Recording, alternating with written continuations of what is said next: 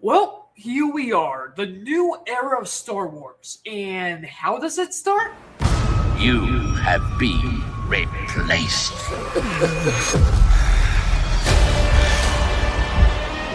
I master the Force, and the Force serves me.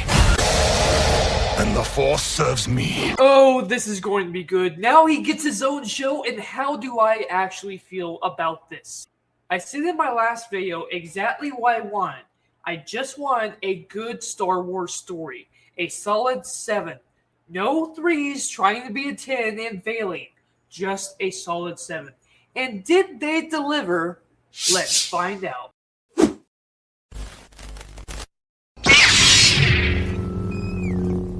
Get your kid ass out of here.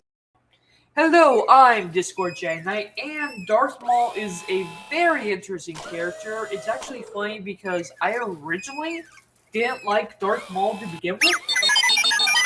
Yes, I am a Darth Vader fanboy, always have been. Something I find fascinating about Darth Vader is how emotionless his helmet is, and yet, through simple body movement, you can capture so much emotion from him without saying anything, which is why one of the worst things Lucas ever did was putting "no" in that scene from Return of the Jedi. But that's why I didn't like Maul. Darth Vader was scary because you didn't know what was behind the mask. Maul just looked like a scary face and really had nearly no lines and then died. Such a loser. Yes, they brought Darth Maul back in the Clone Wars. And as a super fan of the Clone Wars, you see, I grew up on that show. For me, my first theater experience was actually Revenge of the Sith. Of course, my dad showed me 4, 5, 6, and then 1. He actually couldn't go watch episode 2 in the theater because he had 2 little kids at the time. But the day it came out on DVD, he actually brought it home to me and my sister, and we all watched it together, and we all loved it.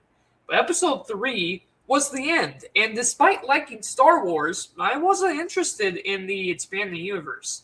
So then the Clone Wars came out, and I grew up on that show. My thoughts on Darth Maul coming back were just straight up hype, like no joke. Did I want him to return? I kept thinking, he's dead.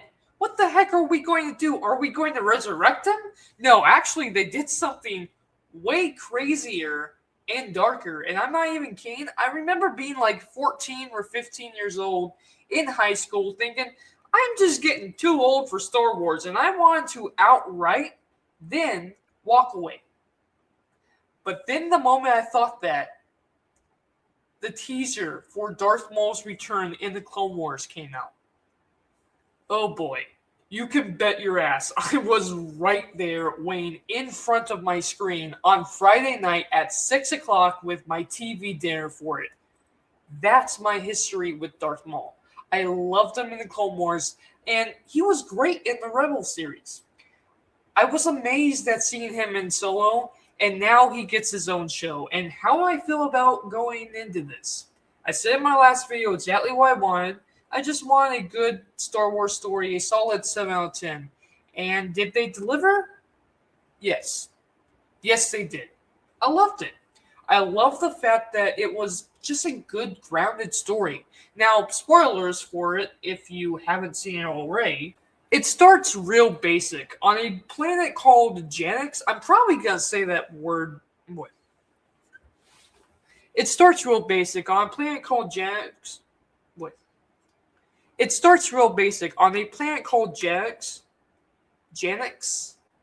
I might say that word wrong. I hope I'm saying it right. Janix. The cops are busting a smuggling operation. Someone's breaking into some storage facility. I also like the little new droid we got. That guy definitely had some personality. And we see some henchmen doing the dirty work. But at the end of the day, these cops were not prepared for what was coming. And I like the fact that these guys aren't Imperial stormtroopers. They're just local cops who don't trust the Empire. So they're hesitant to call this guy in, wanting nothing to do with their squads of stormtroopers, or worse, the enforcers, the inquisitors. So when they get footage of Darth Maul, the main cop, Gideon, hopes to deal with it himself and tries to call in a couple favors to track down and capture this Maul. He has a son and a divorced wife by the looks of it, and we see that he honestly is just trying to do the right thing and keep his family safe. I'm looking forward to learning more about him and his personality as we go through the show. But the most exciting part of this entire thing for me was honestly Devin and her, I'm guessing master or fellow Jedi in hiding. I did not get his name from the show. I actually had to look it up, and it's Ikodil Daki. And I'm definitely saying that name wrong. I probably said that name wrong. He's the lizard guy who's just trying to keep Devin on the right path. But when she steals from a local vendor and gets arrested, she ends up in the same jailhouse Maul infiltrates, looking for a local deadbeat that got himself arrested hiding from Maul.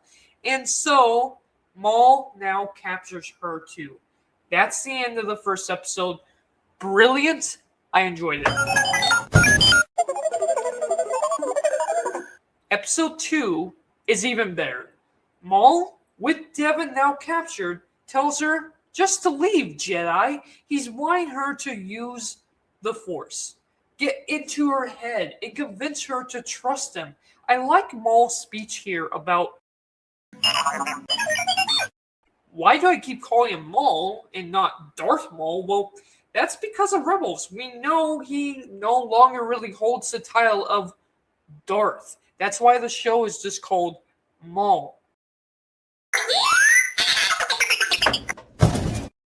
True, I'm not actually sure about. But I think after the Clone Wars, he wouldn't want that title again. I don't know, you're getting me off track, G4. Well, as I was saying, I like how he views the fall. The Empire took over. No one won. He doesn't view himself as a Sith. He sees a Jedi and he sees an equal. Someone who has been played right into the hands of Palpatine. So he is trying to convince her to join him, to be his apprentice.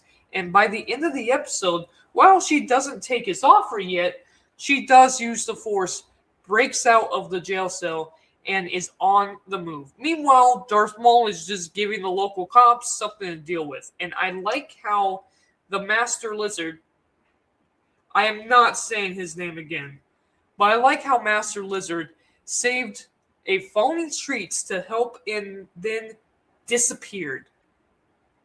That was straight up cool samurai type like behavior. That was really awesome. Nah, I think that's about it. Honestly, a solid start, a 7 out of 10 for both episodes. And this is all I really asked for. Now, that isn't to say I don't want to see twists and turns to elevate to a 10, but I am saying I don't want to see anything less than a 7 in terms of quality. Storytelling, G4. I don't care how much you shine a turd and make it look clean, it's still a turd. Though I do have to admit, the visuals are stunning in the show. I really like how they're expanding. It's like a cross between Star Wars Rebels, which was a modified version of Ralph McQuarrie's original concept art for Star Wars. I think blending the two together, Star Wars Rebels, kind of McQuarrie art and the Clone Wars animation kind of style, is perfect. It's vibrant. It's a wonderful atmosphere. And I absolutely go crazy over the lightsaber effects in this show. The way it lights up, the dust particles in the scene. It's basically the greatest it's ever looked. I will 100% agree with that. The music drops are good. I like hearing Duel of the Fates. It feels very Star Wars.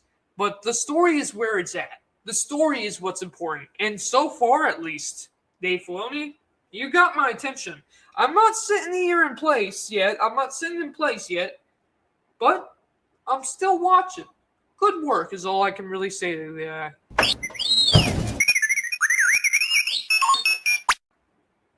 Yeah, and G4 likes it too. But what about you? How do you guys like the new Darth Maul show? Let me know down in the comments below. Like, share, subscribe for more, and don't forget, my fellow Star Wars broies, friendship is magic.